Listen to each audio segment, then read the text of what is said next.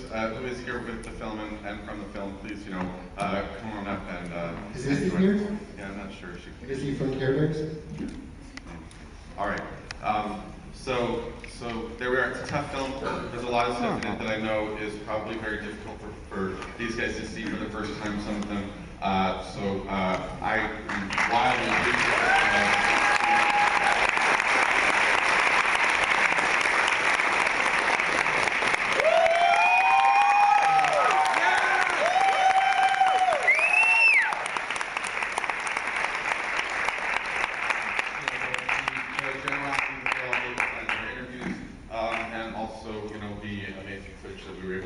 Because of what Patty managed to save and some of the stuff that Courtney also gifted to Patty to have in the movie. So I guess questions, if we want to start with Let's just jump in with the audience. We only have a few minutes, unfortunately, because we started late. So who's up first? Questions? Come on, don't be shy. You waited an hour. Was this the first time for you guys to see the movie, Courtney, Melissa, and Eric? Yes. Lots of things in the movie I never saw before. I remember. What'd you think of it? I thought my choice in eyeshadow was really good. It was a moment. I put the cookies for you, Amy. You're shortbread cookies. And I will tell you something though, that Eating cookies on film. What is that? Respect you. That's time night. Oh, very late late night? Yeah, it was 1 o'clock in the morning when we actually. Oh, right. Right. And I will say that, I mean, Courtney is awesome, and you ask her one question, off she goes, and she has a million things to say. And sometimes those cookies saved my life because she'd have to take a bite and I couldn't grab it. But there was just one thing I wouldn't ask about Patty. So.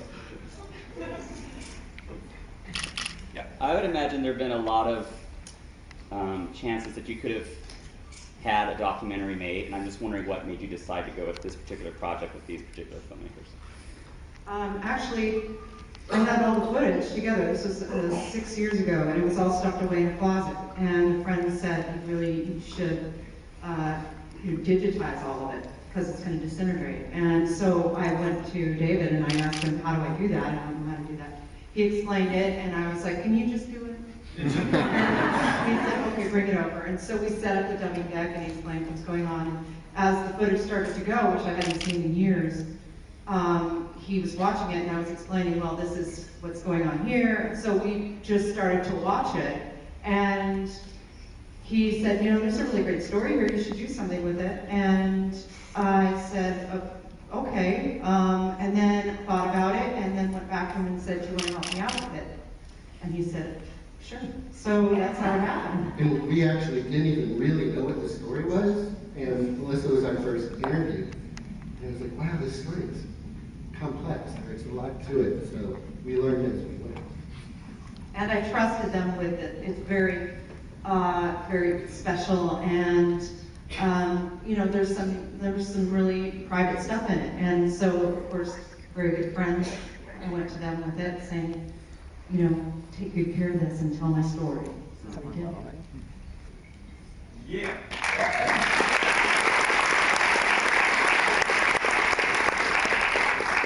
How's it feel after 13 years to be in a room together again?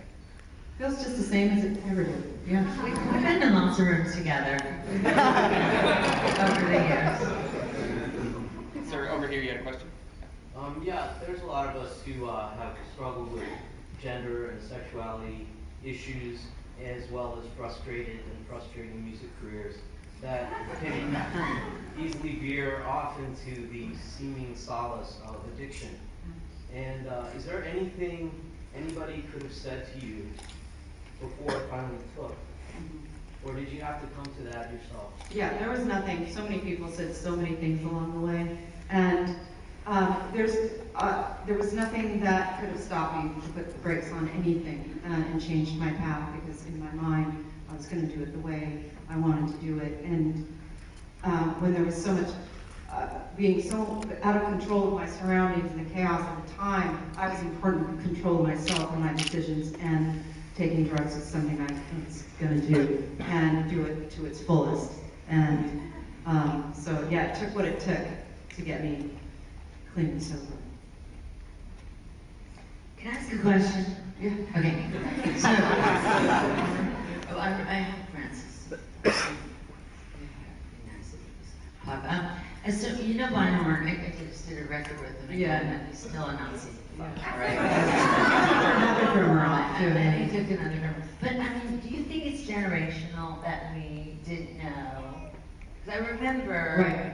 I was watching this and I was, happens later, whatever. Right. Over a soda, but I'm just wondering, do you think it's the Gen X thing of like, you know, we're a family, but when I was saying to you, I found out later that like all these rock records from, it would be after, before people replace people. Right. Duff McKagan. I- Is that Duff McKagan? Yeah, I found the same thing, I discovered the same But do thing. you think you would have gone so, you know, windbreakery? You know, if I would have known, you know, I still would have taken it hard, but, yeah, it was sort of, I didn't really know that that kind of stuff went on. I know it was I kind of didn't either. naive. I didn't either. I thought But it was also, strange. I think that we became so corporate.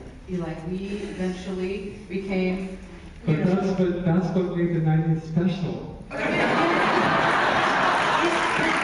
He's selling out when there are no more tickets to Madison Square Gardens. I mean, that's what Billy Joe Armstrong said Stevie Rake's a punker.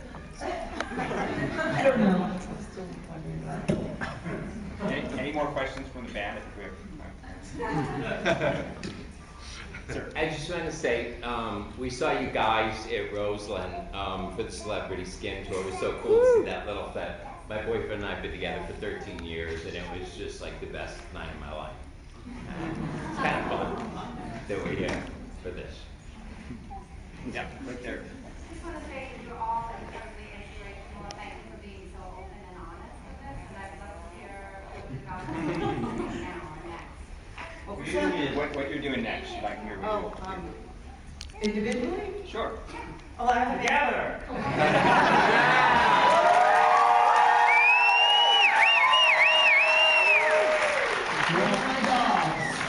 We scheduled our first gardening party together. We're gonna plant some pea sprouts. And then after that,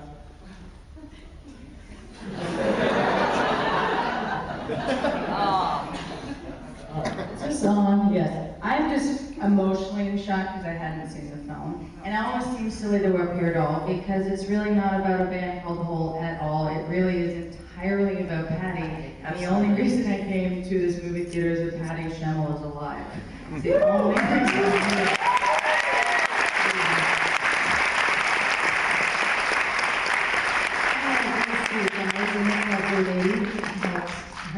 I do want to say that, you know, if something's not relevant, I don't want to do it. So for me, you know, as much as I love playing with Patty, I would play with her in 5 seconds again. And everyone's standing on the stage. If it's not moving forward, I don't want to do it. That's just my thing. So, you know, so if someone asks for Rolling Stones, there's always bloody rumblings. You know, if it's not miserable and it's going forward, then I'm happy with it. That's all I have to say about that question.